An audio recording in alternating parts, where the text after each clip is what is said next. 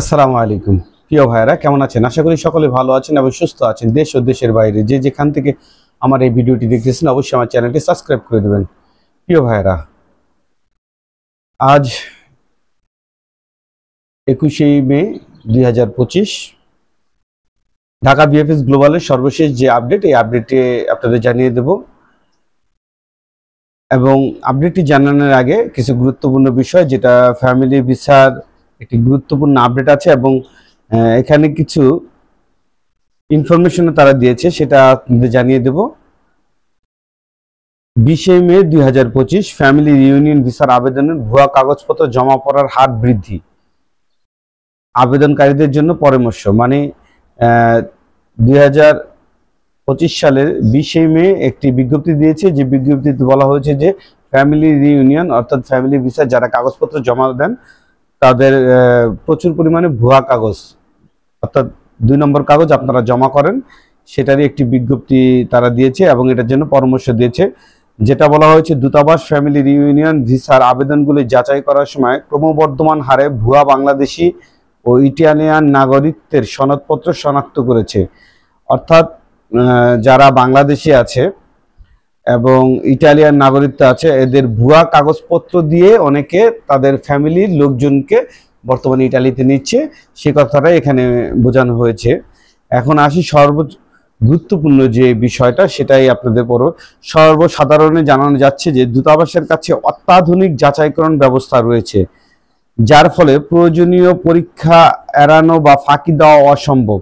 দূতাবাস সকল আবেদনকারীকে তাদের জমা দেওয়ার আবেদনটি প্রতিটি কাগজপত্রের সত্যতা পুঙ্খানুপুঙ্খভাবে যাচাই করার জন্য অনুরোধ করছে। আবেদনকারীদের মনে রাখতে হবে যে জমা দেওয়ার প্রতিটি কাগজপত্রের সত্যতা এবং নির্ভুলতার জন্য তারা নিজেরাই দায়ী। আলা বুঝেন, বিএফএস গ্লোবাল বলেন আর ইটালি এম্বাসি বলেন, কত বড় জালিয়াতি ওরা। এটা দিয়ে আপনাদের কি বুঝাইছে আপনারা বুঝতে পারতেছেন? অর্থাৎ ইটালির কাছে, মানে ইটালি এম্বাসি দূতাবাসের কাছে অত্যাধুনিক যাচাইকরণ, মানে তারা যে আমাদের কাগজপত্রগুলো যাচাই করে, সেই যাচাইয়ের কাগজটা অত্যাধুনিক কাগজ যাচাইকরণের পদ্ধতি তাদের কাছে আছে, ওয়েবসাইট তাদের কাছে আছে। আপনারা যে কাগজের মাধ্যমে জমা দিতেছেন, এই কাগজগুলো তারা সম্পূর্ণরূপে যাচাই করতেছে।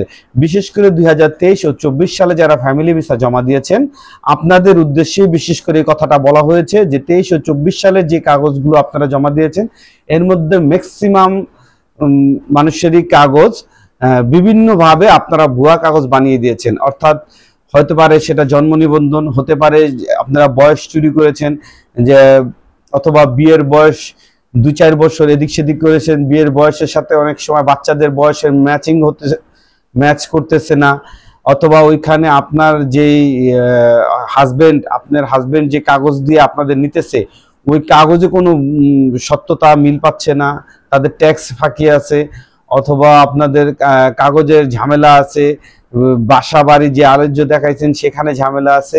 এই নানান ঝামেলায় তারা সেই কথাটাই বলছে যে আপনারা, এবং আপনাদের কোনো সার্টিফিকেট দরকার হলে সেখানে ভুয়া দিতেছেন। এবং আপনারা যারা ধরে রাখেন 2023 ও 24 সাল থেকে আপনারা আটকা পড়ে আছেন, আপনারা নিজেরাই জানেন যে আপনারা যে সকল কাগজগুলো আপনারা জমা দিয়েছেন সেই কাগজগুলো কতটা সঠিক, এটা আপনারা নিজেরাই বলতে পারবেন যারা আপনারা ভুক্তভোগী আছেন, যে আপনারা কি সঠিক কাগজ দিয়েছেন কিনা। যদি না দিয়ে থাকেন তাহলে আপনাদের এটার জন্য আরো ভুগতে হবে।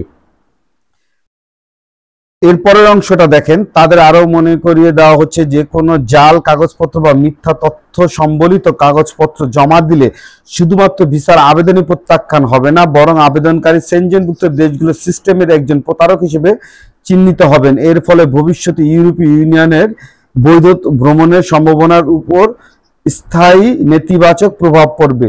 মানে এরপর আপনাদের কাছে আরো কড়াকড়ি ভাবে বলা হয়েছে যে আপনারা যদি এইসব ভুয়া কাগজপত্র আপনারা জমা দেন, তাইলে আপনারা পরবর্তীতে যদি আপনাদের সঠিক কাগজে বের হয় তবুও আপনারা ভিসা পাবেন না, এবং আপনাদের ভুয়া লোক হিসেবে, প্রতারক হিসেবে আপনাদের গণ্য করা হবে। এবং অন্যান্য দেশের ক্ষেত্রেও আপনারা ভিসা লাগাইতে গেলেও তারা ফিঙ্গার দিলে বা কোনো করলে আপনাদের সেই ডাটাটা তাদের কাছে চলে আসবে। অতএব আপনারা সামনে যারা ফ্যামিলি ভিসা জমা দিবেন, যেটা 2025 সালে হয়েছে, 2025 সালে যে কাগজগুলো বের হচ্ছে এটা সম্পূর্ণরূপে যাচাই বাছাই করে বের হওয়ার কারণে তাদের ভিসা দেওয়ার কার্যকারিতা অনেক দ্রুত চলতেছে। যেটা আগের যারা জমা দিয়েছে 2023 ও 24-এ তাদেরটা এই ঝামেলাটা করতেছে। আপনারা বুঝেন যে এম্বাসি চাইলে সবকিছু করতে পারে, তারা কেন বছরের পর বছর আটকে রাখছে? যদি আপনি ভুয়া কাগজ দেওয়া থাকেন, আপনাকে সেটা নোটিশ করা হোক, আপনার প্যাক মাধ্যমে বা আপনাকে মেইলের মাধ্যমে যদি নোটিশ করে দিত যে আপনার এই কাগজটা সঠিক না, আপনি সঠিক কাগজ জমা দেন, তাহলে আপনারা অবশ্যই সঠিক কাগজ জমা দিতেন। এইভাবে তারা বছরের পর বছর আমাদেরকে ঝুলিয়ে রাখতেছে। যাই হোক, ভিডিওটি অনেক বড় হয়ে যাবে, তা আমি আজকে যে বিএফএস গ্লোবালের সর্বশেষ যে আপডেট, এই আপডেটটি আমি আপনাদের জানিয়ে দিচ্ছি। আজকের যে বিএফএস গ্লোবালের 2025 সালের যারা নতুন নুলস্থ জমা দিতে আছেন, আজকে জমা দেওয়ার পরিমাণ একেবারে নগণ্য। আজকে জমা দেওয়ার পরিমাণ সর্বোচ্চ 10 থেকে 12 জন হবে, এবং 2024 সালের স্ক্যান কপি এবং 2024 সালে আরো কিছু জমা আছে, যেটা 4-5 জনের মতন। তবে রিসেন্টলি লক্ষ্য করা যাচ্ছে 2024 সালের কিছু কিছু অ্যাপয়েন্টমেন্ট, অর্থাৎ যারা মেইল করে রাখছে তারা অ্যাপয়েন্টমেন্ট পাচ্ছে, এবং 2-1 জন রিটার্ন পাসপোর্টের তারাও বর্তমানে মেইল পাচ্ছে। ডিসেম্বরের নুলস্থা, 2023-এর ডিসেম্বরের যে নুলস্থা, অর্থাৎ 2024-এর যে এগুলা বর্তমানে তারা টুকটাক অ্যাপয়েন্টমেন্ট পাচ্ছে এবং জমা দেওয়ারই। আজকে ফ্যামিলি ভিসা জমা দেওয়ার পরিমাণও একেবারে কম, নেহাতি কম, 5-7 জনের মতন হবে। আজকে আসলে অন্যান্য দিনের তুলনায় জমা দেওয়ার পরিমাণগুলো একটু কম, হয়তোবা আজকে মাসের শেষ অর্থাৎ আগামী সপ্তাহ থেকে নতুন করে হয়তোবা স্লট দেওয়ার সম্ভাবনা আছে। আর আরেকটি বিষয় হচ্ছে, যারা 2025 সালের আপনারা জমা দিয়েছেন, ভাই আপনারা বেশি লাফালাফি করার কিছু নেই, কারণ 2025 সালে যে হারে ভিসা বের হওয়ার কথা ছিল, 2025 সালের ভিসা কিন্তু সেভাবে বের হয়নি।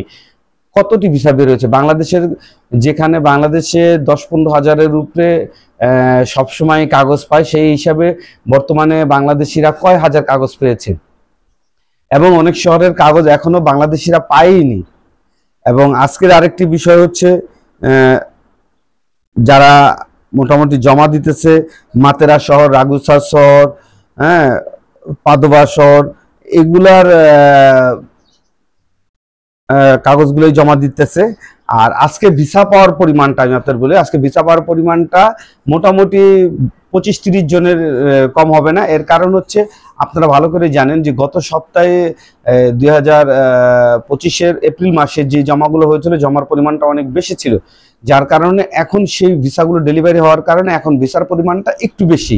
এবং আজকে একটি ট্যুরিস্ট ভিসা হয়েছে, এবং স্টুডেন্ট ভিসা আজকে হয়নি, কিন্তু একটা ট্যুরিস্ট ভিসা হয়েছে। এবং আজকে মোটামুটি ফ্যামিলি ভিসাও প্রায় 10-12 জনের মতন হয়েছে। তাই ভিসার পরিমাণটা মোটামুটি আগের তুলনায় ভালো, কিন্তু ভালো বলতে পিছিয়ে যেই জমাগুলো হয়েছিল ওইগুলোর ভিসা দেওয়ার পরিমাণটা বেশি। তবে 23 এবং 24-এর ভিসা পাওয়ার পরিমাণটা খুব একটা বেশি না।